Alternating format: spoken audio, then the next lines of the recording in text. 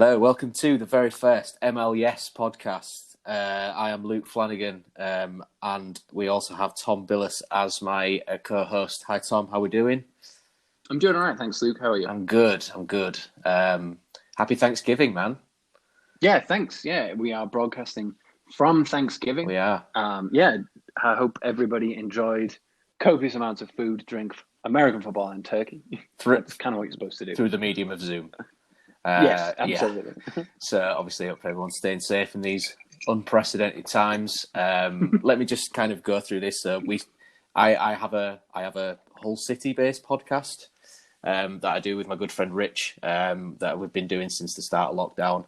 And Tom and I go back many years, don't we? Many years. Yeah. 16, as it currently stands. Yeah, dude, it's so long ago. But yeah, it doesn't feel like 16. It doesn't. It just feels like yesterday, man. But I've not seen you in so long. It's just sad. So that's what we kind of decided to do. We both have a massive love of football or soccer, depending on whether you listen in the US or the UK or Canada. And we've decided to do this podcast based around MLS. So basically, we wanted to start with this because there may be people who listen to this and not know who we are, but really care about the MLS. Or should I just say MLS? Because that's actually incorrect. It's not the MLS. It is MLS. You've got to drop the article there. It is MLS. It's Major League Soccer. There will be people listening to this who know a lot about it, but there will also be people who have never ever watched games of MLS in their life. So the first question we decided to talk about, which I'm sure Tom will chip in with massively with this, is why should you give a shit about the MLS? And you imagine I've just asked you that question right now. How are you going to answer it? Well, I think something that is important to establish is that while you're living in Hull and you have your Hull podcast and you focus on a lot of English soccer, I live here in Denver, Colorado. There you go. So for me, why should I give a shit about the MLS? Yeah, man. The first thing that I would say to that, and this is an appropriately deeply cynical comment for our 2020 times, but if you look at the Denver sports market, there are so many teams here in Denver, and so the Rapids, the MLS team here in Colorado, is not historically celebrated as being particularly successful, but they do appeal on a couple of other counts, and there might be some English football fans who are going to roll their eyes a little bit here, but in this country, in the United States, you're trying to compete on a number of different factors. Getting people in the stadium isn't just a question of what the sport on offer is. I mean, here you have basketball, you've got hockey, you've got baseball, there's soccer, there's the American football teams, the Broncos, who are obviously pretty huge. So you're competing for eyeballs against a series of really established sports. So the way that the Rapids tend to do that is the tickets are considerably cheaper.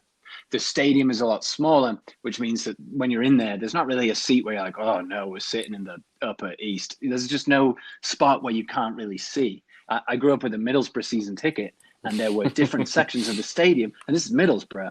God love them, but this is not a stadium that is life-changing. And so there are seats that are not that great. And, I've been to the Emirates, and the Emirates has some sections that are not fantastic. So there are stadia in the UK that aren't necessarily, they're the nosebleeds, so that's what we call them here. Up in the gods. Up in the gods, absolutely. Here in Colorado, I was able to get a season ticket sitting 2 rows behind the goal for about $300, which is nothing. It's about £220 right behind the goal. That was the season Tim Howard joined. So, for the sports market, there was players that were exciting, and it was just affordable place to go. Then you've got all the classically American things that don't tend to happen at British soccer games. You usually start in a pub and then head over to the stadium, or you go straight from home and then you go to the pub afterwards. Here, tailgating is such a huge thing, and you probably are familiar with this even from your time in college here. But people show up early, they bring grills, they get lots of food, they get lots of alcohol, there's lots of porch games, there's just this kind of social aspect that appears before the game. It's like a fucking NASCAR rally, man. It can be. And It's certainly jarring when you're coming from an English sports background, but I tell you, you get used to it. We used to meet with 15 of us. One of the guys had an RV. He'd bring out a grill from the RV. Love that. And then we would just grill something and eat it and have a few beers before the game, then go to the stadium, watch the game. Then sometimes we'd hang out afterwards. So it kind of turns it into this whole game day experience. And I feel like as a soccer fan in England, you would go to the game and then out of the game. Here it lasts a lot longer. And I think that's because most other American sports tend to last hours and hours and hours. So I think that this is soccer's way of like competing with that. But the tickets are cheaper. The seats are all excellent. If this is a factor for you, which it might be if you have kids, it's a bit more family friendly than some of the other game experiences. And there's lots of promotions with tickets. So you can get 4 for the price of 2, for instance, or you get meals included with your tickets. So in Denver, in a crowded sports market, give a shit about the MLS because you can actually get to this game, see it from a decent seat, have a great social experience beforehand and afterwards. And then the final piece is, because the market here for soccer is not huge, oftentimes the players will come around at the end of the game. They'll shake everybody's hand. They'll sign anything you thrust at them. They'll pose for photos. And while that isn't necessarily a huge part of the experience, while I was a season ticket holder at Middlesbrough in England for 5 years, I never met a player once. And, is that the worst thing that could happen? No, of course not. But it's a nice experience to, after the game, be able to get a photograph with Kevin Doyle or be able to shake the hand of whoever was the match winner, or Marlon Hairston will just come chill by the supporter section for a while. And that's all pretty neat compared to kind of the loveyism of like the Premier League being the greatest league in the world or whatever. It's a lot more down to earth. Yeah. I mean, I think you made a good case, to be honest. I mean, I don't really need to be converted because... Sure. And I talked for a really long time. So no, it's good, man. It's obviously we should share the speaking. It's all good. But I mean, the other thing is, I like you said, you're quite right. I have a Hull City podcast. I do a lot of work for Vavo in the UK, covering games from the stadiums. I'm lucky enough to do that. But also I do cover mainly Seattle Sounders for Vavo USA.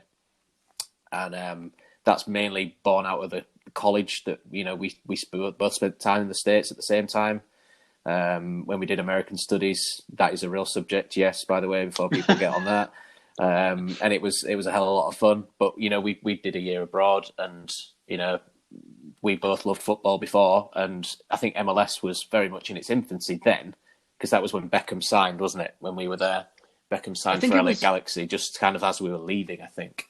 I think if we want to be procedural and also careful not to anger the people who are already hardcore MLS fans, I don't think that it's fair to say that the league began then, but I think that was the first explosive boom, certainly non-MLS soccer fans. It began in radar. I think it began in 95. I think that was 96. 95, 96. Because this was the other thing that I wanted to talk about as well, because the first World Cup I remember was USA 94.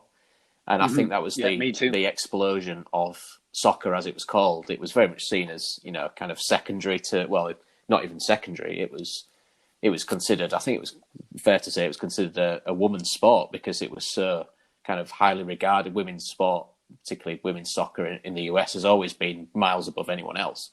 They're usually the world champions or Olympic champions, aren't they, the USA women?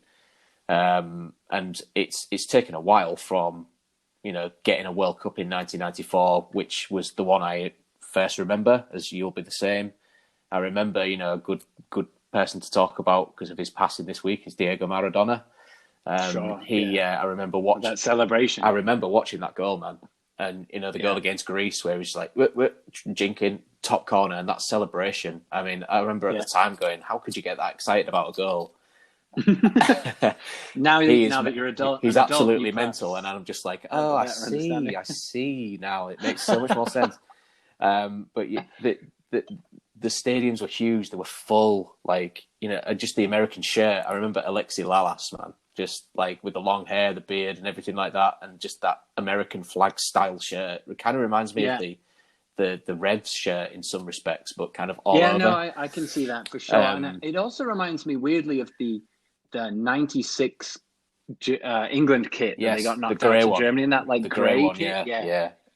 It's a great kit. It's so sad that that's pretty much the only memory of it is losing a penalty shootout. Lovely kit. Horrible memories. That's it, yeah. Horrible memories. But I mean, before, again, with the '94 World Cup, England weren't there either. So it was just kind of a World Cup I watched, not having actually supported a team I wanted to get behind, and just liked watching the football.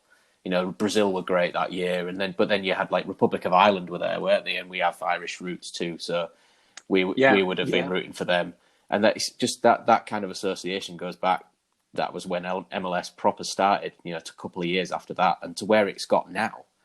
Just it reminds me of a time when football was genuinely kind of exciting, and you had different people winning the league every year. You know, I mean, I know that people will come back and say, "Well, Seattle's made the last 12 years."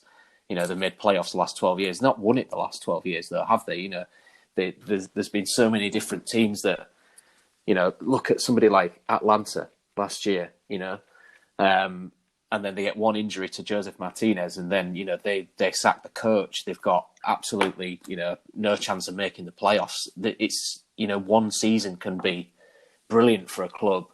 And because of the way that it's set up, that kind of thing it's the parity is restored so much more easier across the league. It combines some interesting elements that are in soccer with more Americanisms like playoffs, which people in England, aside from, you know, when you get to the top of the championship or League One or League Two and you're trying for promotion, and then suddenly playoffs kind of play in, but playoffs here don't often take those two-leg formats, or sometimes they do and sometimes they don't. Certainly in American football, they don't. So you've got much more of a one-off, anyone can beat anyone type situation. The league I associate it most with is the Championship in England, because it feels like that's where Middlesbrough have been pretty much perennially anchored for the last 15 years or so, barring one absolutely disastrous season we shall never talk of again. But let us board that memory up and never speak of it again. Put it in the warehouse with the Ark of the Covenant, where we shall never speak of it. For it is a room of evil. But the Championship, it often feels like the team that's top will then lose to some duffer team after having beaten the team who's in third or fourth. And it feels a lot like heavyweight boxers just slugging at each other. Yeah.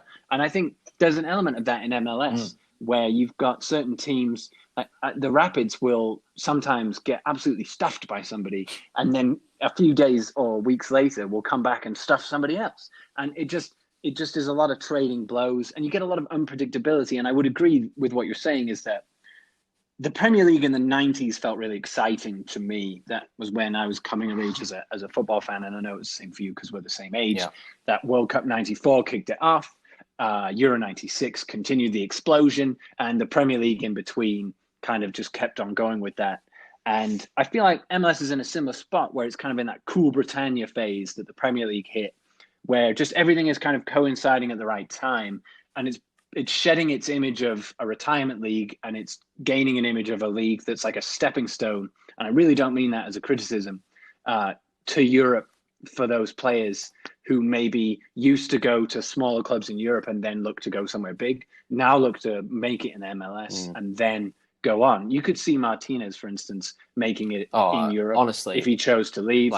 I'm surprised Almiron hasn't done better, but Newcastle's kind of a basket case, so it's a little unfair to blame that entirely on him. I do think with the Almiron one, I think that's a really interesting point. But I think him and Martinez had such an understanding at Atlanta that they got the best out of each other. When you take one of them away, I mean, the energy that Almiron's got is unbelievable, but and Newcastle fans will love that he, you know, covers so much ground. But I just think he's played in the wrong position. I think that too many times fans criticise him, and he was played in such a specific system before at Atlanta, and you had somebody like the quality of Martinez, man. It's just unbelievable. I mean, the way he strokes his penalties home with that little jump, it was really gutting. The very first game, he got his cruciate ligament injury, didn't he? Yeah, that was a terrible injury. I would hope that he's back for the start of next season, because I know it seems a bit strange that we started the MLS podcast just as we're kind of ending this current season. But, you know, there's still the playoffs to go. I'm sure we'll talk about them in a little bit. But the team like Atlanta, they have one kind of they lose Almiron and then they lose Martinez to injury, and then who have they got? Like, yeah. it's such a leveler in that. I watched that game that when they played the Rapids here in 2018. It was September, and they stuffed the Rapids 3-0. They were 3-0 up before halftime. The counter attack that they used to play was just unbelievable. So incisive. That particular day was about 110 degrees on the field, so they got 3-0 up early, and then everyone just sort of declared and called it. But Almiron scored twice, and Villalba scored as well, and they just took the wheels off. And it was one of those like flick to switch, suddenly lethal, switch back off again. We're just going to rest. They were sensational, and it should be said, were awful. It was. I mean, I should say my team is you should tell us Seattle Sounders, because I spent the majority of my time when I came over to the States to go to Central Washington University in Ellensburg, supporting Seattle. Although when I was there, they didn't actually have the franchise to be in MLS. So when I've been back to the States in previous years, it was 2009, 2010, and then 2011, I came back to the States during the summer. I was lucky enough to go and see Seattle play. It was when Steve Zakuani was still playing, and nice. Soon after that, you had people like Obafemi Martins and Clint Dempsey there, and because it was the local-ish team to me, that was why I then supported Sounders. But they're a team, aren't they, that they've basically qualified for the last 12 playoffs. They always seem to be there or thereabouts, even if they have an awful start, which they have done some years. They've managed to get just scrape into the playoffs. And one year I don't want to use the term shithouse, but they did. They shithoused Toronto. Toronto had about 70% possession, and they ended up winning on with a late penalty. I think Roman Torres scored it. The same season you also shithouse us as well. Yeah, I think there was a lot of shithouse in there because that was before they signed players like Ladero and Rui Diaz and stuff. So they was kind of stretched. They'd lost Martins, they'd lost Dempsey, and they'd kind of lost a lot of the creativity. They also had Freddie Montero for a while. Yeah. I think he's actually back in MLS. I think he's at Vancouver. Yeah, he came back. He's not doing so. He's a lot older now. He's had time in Portugal and Colombia and places. I think he went to Mexico too, but he was kind of all over the place. He has come back to MLS, and he's not the player he once was. He was very good when I saw him play in the flesh against, I think it was Houston, when I went to go and see the game there with my cousin who still lives in the States now. And I really enjoyed that. That's why Seattle are my team, because I had that local area affiliation. I have family still in the Seattle area, and I did spend a lot of time at college there. But I think Seattle are not particularly liked across they're the kind of Manchester United of MLS. I will say comparison. That particularly a lot of people love to hate them. No.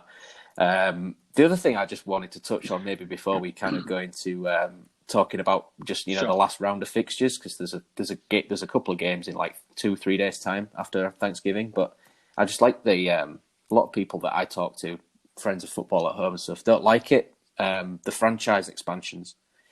But I mean, the league is getting so much bigger, man. Like this year, you had Miami and Nashville join. For Nashville's opening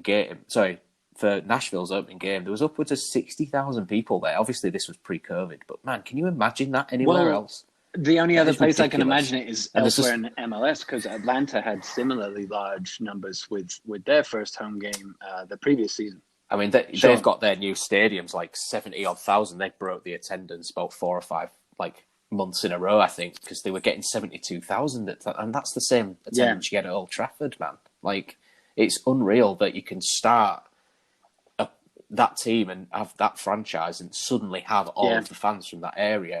It's very different, but it's something that I think it depends a little bit on the market for sure, because obviously here in Colorado, I don't know that I've ever seen our stadium sold out for a Rapids game. I've been to a couple men's national teams games out here, and those do sell out.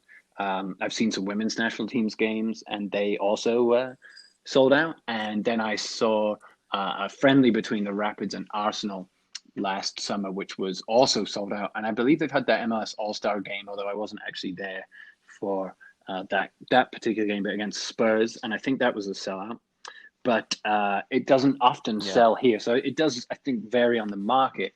But I think, if you're able to launch a franchise and you've done your homework and there's going to be demand and you're going to be able to pack a stadium with 40, 50, or even 60,000 people. Or even 70 in Atlanta's case. I mean, Georgia didn't have a team before, so that's kind of why it's concentrated on there. Atlanta's a huge city, and they're crazy for sports massive, out there. So, absolutely.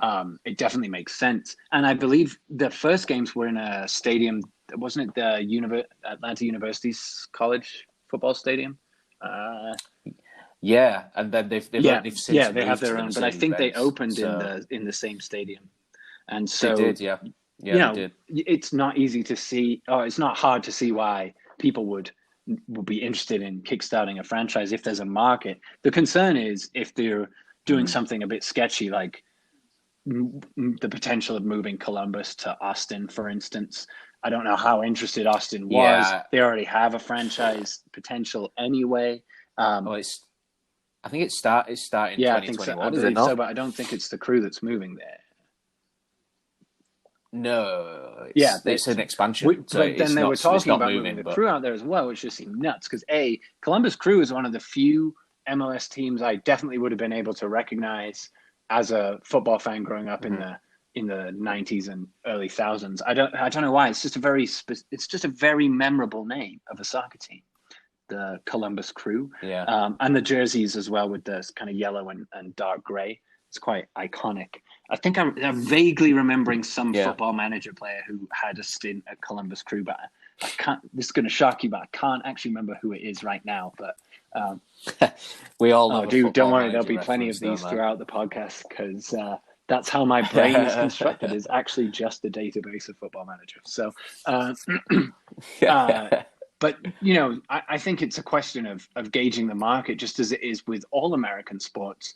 The decision to move the St. Louis Rams back to LA, for instance, still wrangles with a lot of people. So I think that there's the trouble with a new franchise is whether or not it's actually going to be called for. But if it's called for, like it clearly was in, say, Atlanta or Nashville, then why not? Why wouldn't you? Because there's a huge set of eyeballs just waiting for sports here. Why wouldn't you do that? I mean, if you just on the point, before we maybe get to just chatting about some of the games that have happened, just looking at the confirmed expansion teams for the next 3 years. So currently there's 26 teams in MLS altogether. That's Western and Eastern conferences put together. And we should say that, that does exist. There is a East and West divide for people who are new to MLS. So you do have that. And particularly when it came to lockdown, it's, you haven't had the West play the East Coast, have you? And the same. You've kept it kind of localized in this season has been particularly special also because we had MLS's back tournament at the beginning. We had a couple of games at the beginning because I actually was at. There was about 3 or 4. Rapids had 2. Sometimes the week schedules don't quite match up. It's not the same necessarily as in England when everybody's playing at the same time. Here it's kind of spread out more. But I actually was at the Rapids home opener. This was, would you believe it? This was the season that me and a bunch of people from work decided, no, we're going to do season tickets this year. It's because we don't have a crystal ball, guys. And then, yes. And then COVID. But we were there for that guys. First home opener. And that's the second happened. Rapids game that's been fraught with disease because 2 years ago, I think it was 2 years ago, I think this made the news for you guys in England, but there was an outbreak of bubonic plague amongst groundhogs, and the Commerce City Dick's Sporting Goods Stadium is surrounded pretty much entirely by groundhog type territory. So there were signs everywhere on the move up to the game that just said, caution, plague. Pretty much, it was just red crosses sprayed on a sign. It was very morbid. It would have been an amazing game to dress up as a plague doctor. But back then, it was like, why would I need a plague doctor outfit? Well, you know what, actually, in 2020, plague doctor outfit would have had a myriad of uses. So should have listened to that gut instinct, Luke. Coulda, woulda, shoulda. But yeah, obviously, aside from Rona shutdown and the way that Western Eastern thing's done, so you go all the way back to the start of MLS. 96, 97, 10 teams. You've now got 26. Obviously, no relegation, no promotion, things like that. It doesn't work the same. So in 2021 and then 2022 to 2023, there's supposed to be the following 4 teams joining. So you're supposed to have Austin, Charlotte, Sacramento, and St. Louis. So that's there's supposed to be 1 team coming next year and team the year after, and then 2 in 2023. There's then a load of other expansion candidates, which include Vegas. Man, imagine a Vegas football team. We have one in American football. Vegas. Now. Yeah, that's Hockey true. as well. I mean, there's space for it. So Las Vegas is one, Detroit, Phoenix, Indianapolis, Louisville, and then San Diego. So there's potential of 10 more teams, and that would take the league up to 40. Isn't there a situation where some of the teams are coming from established NAFC, the league below? Although there's no promotion and relegation, some of the teams are coming. It's USL. It's USL, isn't it? Yeah, NASL is below USL. It is. Yeah, it's excuse the me, third I tier, apologize. I guess. But no, that's all right. There are a couple teams that come from there with a background there, and Minnesota were one of those. As an expansion team, they were coming from the lower division, but with they've still got a following. They had some players, and many of those players were given the opportunity to remain, even though new teams also get players from the expansion draft, which is another confusing thing that maybe we'll get to another time. But I think that should be episode 2. We talk about the draft system and the super draft and the way it works. I think it's interesting. I think it's something that the English people particularly won't get their head around unless they do follow NFL, because I think there are quite a few. There's a growing audience and if you are a fantasy football player, as in American football, you will also understand about drafts. And I am speaking as a person who got into American football through the medium of playing fantasy football. So the draft is a strange concept for sure, and we should definitely tackle that in a later episode. But those new teams, some are coming from an established background and some are just built from the ground up. And I think that's really neat. I am a teacher, as you know, and in my classroom, I have a poster of all the professional soccer teams in the United Kingdom. And it's a geographic map, and then the areas are blown up. And it's just hard to imagine a new team in England kicking off with the same impact. I know there were certain circumstances, like you had MK Dons and Wimbledon FC coming out. Oh, well, okay, franchise so FC. You've got, but there are two. They had to start all the way down at the bottom and work their way up. So you have obviously the league of the football pyramid and stuff, which doesn't necessarily exist the same in the States. There was an established fan base there that was forced to make a decision and split, and there was no way they were getting 40, 50, 60,000 fans out of that. Whereas this seems to be like, here's a new team and also a rabid fan base at the exact same time. Yeah, like, what the hell, man? I think it's just such a hard concept to wrap your head around if you're only coming from English soccer or from European soccer, because it's steeped in tradition, and there are a lot of teams that are very good about reminding you about that tradition. Like, oh, we've had these many trophies. Liverpool, excuse me, sorry, I just coughed. Or like other teams that always talk about their records and history, and you're not anything unless you have all this stuff to back yourself up on. Although Middlesbrough have a huge history, most modern Middlesbrough history is from the rebirth from '86 or from like the Premier League, Juninho, Ravanelli, what the hell is going on here? We've got money, let's spend it type era. So, Alan Boxic. I loved Alan Boxic, man. Way underrated. Did you ever, this is put off completely, did you ever hear Dean Windass' story about Alan Boxic? No, amazing, because all Dean Windass stories are amazing. Oh my God. So this is just an aside. I stole this from another podcast, which is called Under the Cosh, which you should definitely listen to. They got Dean Windass on, and it's a lot of ex-footballers. They just talk stories about football, and it's brilliant. But basically, Alan Boxic, apparently, according to Dean Windass, was single, and he was Croatian, wasn't he? And every 3 or 4 months, he used to have a new Croatian girlfriend fly in from Croatia and spend 3 or 4 months with him.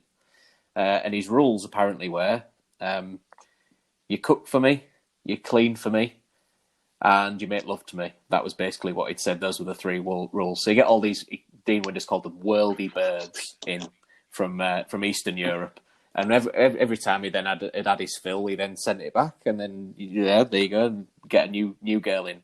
One day, he came to training, apparently Alan Boxic, fuming, absolutely livid. And Dean would have said, "What's the matter, Al?" And he's like, "Women, man, women." Apparently, what she'd done, she'd gone for a run while he'd been at training, got lost, and then when he got home, his tea wasn't on the table, so he was not happy, and. He says that he's looking for her, no idea where she is. Knock at the door. 2 policemen. Oh, we found her. She got lost in the estate running around. He says, "Oh, hang on a minute." And he grabs her case and throws it at the policeman. "Can you take her to the airport, please? She's broken the rules." Wow. And that's the kind of progressive soccer player we were dealing with in the 90s. That's right.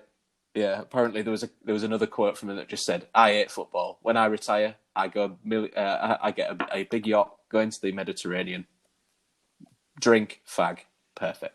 That's all he wanted to do was retire on his money. Football somewhere, hold on. I think that'd probably suit him being still involved in football, but actually having to be asked to play. That's where he is now, but I could be wrong. It was definitely very strange to have him wash up at Middlesbrough after having played for Lazio, Marseille, great player, man. Juventus, ridiculous. Oh yeah, no question. I believe there was one game he scored a hat trick in. It was not the Championship at the time. It would have been League One or whatever it was called. I can't even remember now. Division Two, whatever the one under the Premier League is. There was a game where he scored a hat trick in that. I can remember, but yeah, certainly strange to see him wash up at Middlesbrough. He got 22 goals in 68 appearances, though, so fair play. That's mad. Yeah, not so bad. Yeah, over a 3-year period, that's not too bad. It's not so bad. So just wanted to talk about the games that happened. So obviously they had the Eastern Playoff play-in games. So New England played Montreal, and Nashville played Miami, and New England and Nashville won that. So that was like almost, they call it a play-in. So it was like a pre-playoff. So they had to beat those 2 teams to get in. Essentially to play a normal playoff round. Right? 2 teams unable to be split by head-to-head record goals. All the rest have to go and play each other, which I think, minus the playoff scenario, is in the rules in England if 2 teams were to finish like first and second. I think it is. Yeah, there was when Manchester. It was close, City wasn't and Liverpool were neck and neck. They were saying that if they were equal on this, and this, it would have to be an extra playoff game. So it was essentially that. Nashville won 3-0, which was remarkable. That Nashville in the first season, they didn't have a very good start. They had an awful MLS's back tournament, but they managed to get through to the first round proper of the playoffs. Beating Miami, New England beat the Impact. So that was 2 expansion teams. 2 expansion teams new this year. So you got David Beckham's into Miami. Obviously, I'm sure that those people that don't make the playoffs, those teams that don't make the playoffs, get first pick of the draft. So I'd expect them to be stronger next year. But they had like Blaise Matuidi in the middle, Higuain. But I think a lot of the players were out either with coronavirus fears or there was other positive tests. They'd been on international duty. So I think the squad was a bit depleted, but convincing win for Nashville. And then obviously Montreal put an awful performance in. New England ended up winning. I noticed that you threw in David Beckham's into Miami's. So do we feel like we also have to say Thierry Henry's Montreal Impact? Or should we do we not suspect he'll be there long enough to give it that moniker? I don't want to be... I don't want to be guessing too much. I've not really followed Montreal. I will say that is one of the other hard things about MLS is like predict. It doesn't necessarily follow that standard script because there's no relegation, there's no promotion. So it doesn't necessarily follow like, oh, you failed to hit this objective, so you're fired now. Which the Championship and the Premier League. I think the facts that he speaks French will go down well in Montreal.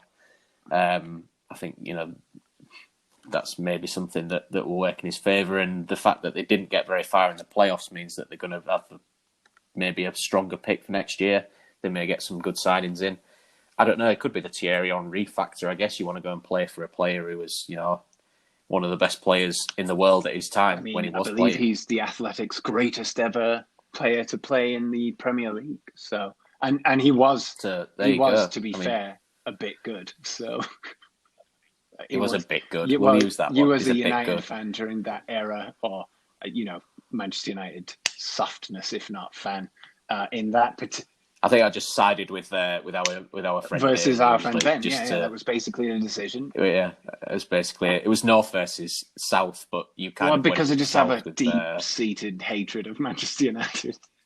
That's it. Well, there you go. I'm sure most of the country is the same, and rightly so. But speaking of a bit good, or off script, as you mentioned earlier, the Orlando NYCFC didn't go very well to plan, did it? With the penalties. Yeah, so, this is something something else I would throw in about MLS is that it does occasionally do things that are super unpredictable. Sometimes that looks like this was 20 minutes. So of sometimes drama, being unpredictable looks like a team that you didn't think would beat a team beating a team, and sometimes it looks like every single grown person in the stadium and on the VAR not understanding the rules of the game they are officiating. Well, that's what it seemed to me, because you had the just to put it into very, very simple kind of terms, the goalkeeper came off the line and saved the penalty. And that meant it had to be retaken, and he was booked, was he yes. not? For coming off his line and then sent off. Also, we could throw in here that by off his line, it was minimal, perhaps 6 inches off the line. It wasn't, and he had to do that to actually make the save. And then what they were basically saying on the commentary when I watched it was, well, are we going to go back and view every penalty now? Like, surely you have to come off your line to then make the save. And I think what a lot of keepers are doing now is standing behind the line so they can jump forward and then they're not over the line, which then, I don't know if that complicates the rules even further. But anyway, they brought a sub-keeper on. You're not allowed to do that. So the sub-keeper, you can't make a substitution during penalties. So they obviously didn't realise that, and then the VAR told them that, and then they had to get the referee officiating the game also didn't realise this. I think at this point he must have been so flustered. I mean, this is 22 minutes. Imagine trying to ref 22 minutes of absolute insanity, and it doesn't sound like it would be worth a watch, but it is. It really is. It really is.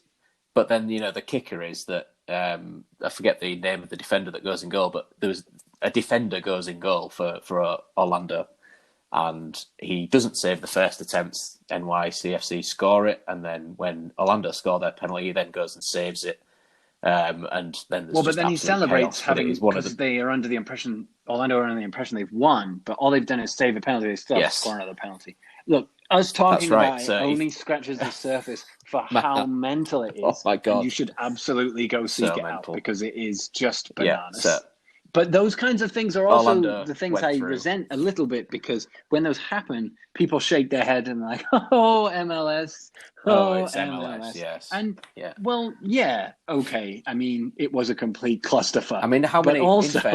In fairness, but VAR, the way that it's been implemented in the Premier League has been, as you say, also a clusterfuck. So this was more elongated. Well, at least people were laughing about this. There's been less ridiculous. People were decisions. laughing about this, whereas when you watch the Prem, after watching the Premier League all weekend, there are inevitably, every game has a handball that was stupid or something else that was also kind of stupid. This takes stupid to the nth degree. You think that handball by whoever last week stupid on acid. This is stupid done. Yeah, American. We go big or we go good, home. Man. It's well worth. Go hard or go home. If you've got 20 minutes to definitely watch the most hilarious penalty shootout of all time. So come on, man! It's Thanksgiving for half our fan base, or for most of our fan base. There's far more people in the States than there are in the UK who'd potentially listen to this. So, you're at Thanksgiving, you listen to this, you go, do you know what? Yeah, if you haven't seen it, make sure you will not regret it. So that somewhat grabbed a lot of the headlines during the playoff games, I think. But there was another penalty shootout, which was also worth discussing. It wasn't the shambles that one was. It was quite an exciting penalty shootout, which is, the traditional form of penalty shootout. But that was between Kansas and San Jose. Oh, man, I watched this game live. So I was actually covering it for Vival USA. Plug. Nice work. Man, that was something. It really was. And the game itself was 3-3, so it wasn't exactly dull. I mean, what it does show as well, because it was 2-2. I thought San Jose did really well to get back into it. I actually really like Matthias Emil there. I think he's a good manager. He does his style in a very physical way, and teams do not like the press in MLS. They hate playing against sides like San Jose. When they don't do it properly, they end up getting absolutely battered. But actually, I think even though Sporting scored very early on, I think they took them by surprise, and the pace they have down the flanks. There's a Honduras player, Espinoza. Yeah, he got 2 assists in that game. Man, he's absolutely rapid. But yeah, Chris Wondolowski also. Sporting. Well, you see, Wonder. This goes back to another thing that I wanted to talk about. And in the 2014 World Cup, when my first son was born, I stayed up. My first son was obviously not a real sleeper, so I was up quite a lot. I just recorded every single World Cup game and watched them, as you would do as a football fan or soccer fan. And I remember the Belgium game and the easy chance that Wonder missed. We don't like to talk about it over here. And basically, the first chance he did miss, where he headed it straight at the keeper, reminded me massively of that. But the guy's, the all-time MLS leading scorer? Yeah, I believe so, yeah. I mean, he is 38, in fairness, but he ended up coming with the equalising goal that only came in added on time because Sporting took so long to reset after celebrating what they thought was winning goal. So that was quite funny to see. But San Jose's penalties were awful, man. Awful. He missed all 3 of them. The key, Malaya in goal for Sporting saved. I think he saved 2, and I think the other one went over the bar. I'm not quite sure on that, but the Sporting scored theirs. They won 3-0 on penalties. You don't often see that, taking a team all the way to penalties from extra time and then not scoring a single spot Wando kick. is currently the leading scorer in MLS. He has 166 goals. Kai Kamara, formerly of the Rapids, now of Minnesota, is in second. Is it Minnesota now? He used to be at Columbus at one point. He was at the Rapids for about 18 months, season and a half, but he left in the middle of this season. It was fun to watch him. He was also, interestingly, ex-Middlesbrough and was not very good there either. And Norwich City, I think. I think it was fair to say if we do see Joseph Martinez stay at Atlanta and get scoring again, I mean, he has an unreal record, terrific goal scoring record. He'd have 2 or 3 more seasons, he'd smash Wando's record, no problem for me, because he's got, I think, upwards of 70 odd goals in 3 seasons. He's massively a goal scorer, but I don't know if he'll necessarily be there for a long time. 72 goals so far for Atlanta. So and that's in how many appearances? 81. Jesus Christ! I mean, that is unreal, isn't it? He's got something like that 6 means in 9. I mean, it doesn't boil seasons. down like this, obviously, but in 9 games he failed to contribute a goal. Obviously, it doesn't quite boil out. I mean, like that. Well, the guy actually that doesn't include a loan period where he was on loan from Torino first. So when he was on loan from Torino, he made another 3 appearances and scored 5 goals. So technically, 84 to 77, which is pretty good no matter how you slice it. So you pretty much get a goal a game from the lad. What does he contribute? Well, pretty much a goal every game. We should sign him. Pretty much goals. He scored, I think, in 13 or 14 consecutive games at one point, a couple of seasons back. And he scored, I think, 6 hat-tricks. He's just you just hope goal machine. So fingers crossed that he comes back without any problems. But he's mid-20s, I think. Is he 26, 27? Yeah, so he's still hopefully got, maybe another 4 or 5 really good peak years left in him. I just hope it doesn't do a Michael Owen. If he chooses to stay in down. MLS, you could definitely see him taking Wando's record with those kind of numbers, even if he slowed down I would think slowing down a little for him would look like a goal every other game, which is still bananas. So still, let's get back to those results. Yeah, the other another couple games I was going to pick out. Obviously, you won't really want to talk about the Minnesota defeat. Really. I don't think you were particularly at the races, but the one that was really interesting to me was Toronto losing in extra time to Nashville, which is a real success story for that franchise. And the expansion when you're franchise, extra time winner as well. At the teams that have been quite dominant in MLS in the last 10 years or so, Toronto's definitely also up there. They had because when they had Giovinco man, and he was unreal, wasn't he? Altidore, and he linked up really well, and Michael Bradley. The three of them were pretty terrific together. There was a solid team. Drew Moore went there from the Rapids for a while. He's back at the Rapids now, but he's a terrific totemic central defender. Lots of shouting good from word, that. Thank good you. word. Yes, I was searching for the correct one. There's only so many ways you can describe Drew Moore, but that's totemic is definitely one of them. Some of those other so obviously the Rapids got staffed by Minnesota, which was a shame. Obviously, speaking as a Rapids fan, it's great for Minnesota. But as a Rapids fan, it was a real shame because it looked like we had put together a bit of a run. But this is the thing about these playoffs and MLS generally is that one-off games or just anyone beating anybody. It just Colorado has factors in its play. And then the other thing, which we didn't really touch on, but it's definitely weather. Toronto FC, that's in Canada. Minnesota, it's pretty dang cold right about now in Minnesota in November. Minnesota, absolutely. Right? And even Colorado, we've got our altitude. We're a mile up. We have one of the highest soccer stadiums in the world. So you will see a lot of either pink or orange balls being used with the 4G pitches. Yeah. Well, and here it's which not again, uncommon to. You can't. Sorry, go on, mate.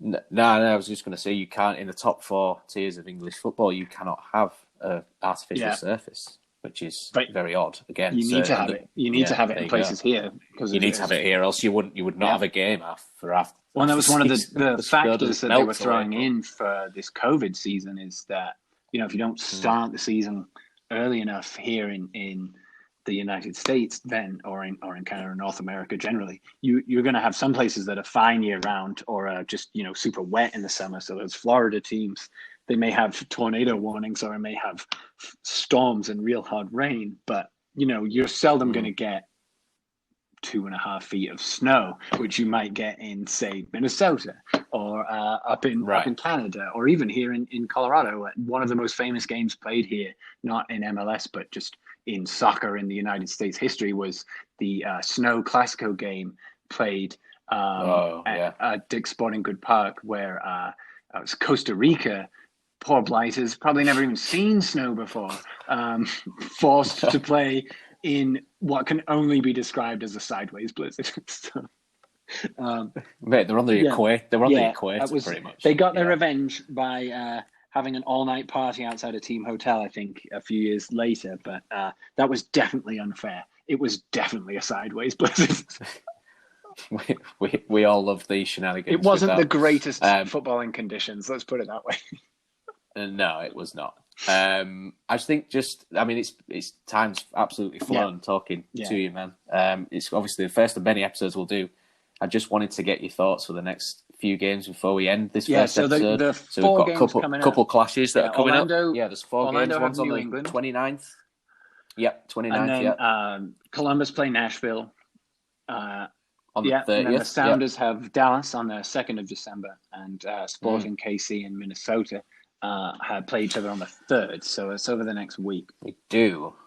Yep. So, do you have a favourite at this point to go through with these? Would you go with the Revs over Orlando? So Orlando are going to be missing Nashville for the Orlando surprise are going to be missing their goalkeeper because of the suspended fallout. Gillespie, he was definitely clutch during the MLS's back tournament.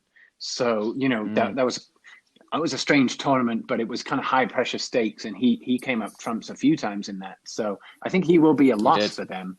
Well, they got to the final, didn't they? Yeah, because they got beaten by the Timbers. So. I think that they're both coming in a sort of interesting form, but I do think the Revs may take that one. When I think about MLS teams, I definitely think the Revs kind of are one of those classic teams that got that jersey we discussed. I do think the Revs may take that one.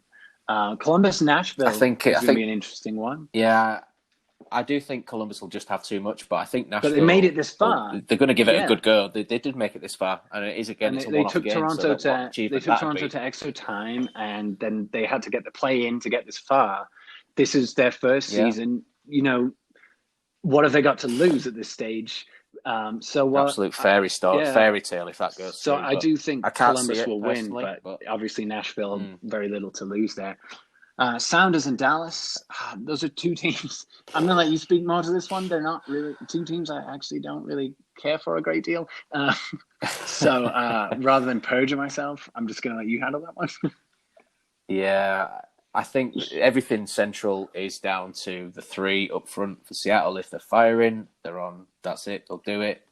That's Rui Diaz, that's Nicola Ladero, and John Morris going forward, and maybe Christian Roldan on the right. Maybe if the front 3-4 is firing, Seattle win. No danger. You saw they just brushed aside San Jose like 7-1, I think it was, back in September. They played some unbelievable football, but they do sometimes have a leak at the back. They don't have a settled defence. Nuhu Tolo sometimes dives in for daft challenges, and he did in the playoff against LAFC. They missed the penalty. It was the worst penalty I've ever seen, I think. From Brian, I think it was Brian Ruiz or Brian Rodriguez who took it, but it was absolutely awful. Maybe another episode. Well, I would maybe another episode, but I mean Dallas will be dangerous. But you fancy by any stretch of the imagination. The Sounders to go through. I think I fancy Seattle to edge it, and the other one is Sporting, Kansas City and Minnesota. Sporting will probably do them. I think they're a very strong team. They finished top of Western Conference. How they're quite classed as Western Conference is a bizarre thing to me. They're almost like it almost seems to be that there should be a would give an central expansion that may an Eastern and then a Western these days. But you get on the phone to Don Garber, but in the meantime, it may happen. But I mean, I know. I think KC had the strongest squad. Obviously, Minnesota just absolutely did the Rapids. So you always like to get beaten by a team that's then going to go on and be more successful. At least we lost to the overall winners, as though that's somehow better. Yeah, but I mean, the last 4 games, the last 3 games, those teams have played. So there's been a 0-0 draw back at the start of November. In September, Sporting Kansas City won 1-0, and they also won 2-1 back at Minnesota in August.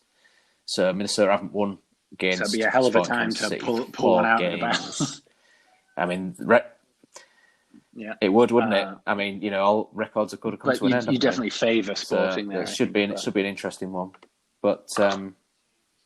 I would say it would be Sporting. So you're saying Seattle. Seattle Sporting will be one, and you're saying that we shall see. The Rebs and Columbus will be the other. We should write that down. New England and Columbus. See how accurate we actually are with that. I would say. Yeah, and like I said, the MLS is so hard to predict. It is, and I think that's where we'll leave it for this first episode, Thanks. man. That's been great to speak to you. Looking forward to the second episode already. Obviously, check us out. We've got social media at MLS Podcast on Twitter. We're on Twitter at the minute, and drop us a message. See what you want to hear us chat about. We'll obviously things. Apologise for that. Use of the definitive article, and we're saying the MLS and all the other little things that we no doubt got wrong. We're not pretending to be experts here. We're trying to focus on why we should give a shit about this league. So I'm not an expert in MLS, but exactly, I think that the next for next season as well, especially, you should definitely give God a shit. willing, things are somewhat back to normal. It's such an interesting league to unfold because anyone beats anyone. It has a lot more of the old Premier League style to it, I think, where it's just like lots of bananas games. There are some interesting refereeing. It really does. Yeah. One of my other favorite things to do is to check out which players are on the roster. You're given a roster as you come in. I like to scan through it and see who I can recognize. But it's much less these days. It's much less a case of like, I'm old. Where should I retire? This sounds nice to go to California for a few years. No doubt it would be. But it's much less that and much more young attacking talent from South America. So that's why you should care, because you can be one of those cool hipsters that sees players come through in the States, and then you can be like, I knew who they were ages ago. What he said. Yeah, we need some sort of dramatic till signing next time. off. MLS out. I don't know. Yes, give We'll a just shit say, about the MLS. should you give a shit? Yes, you should. Bye. Join us next time.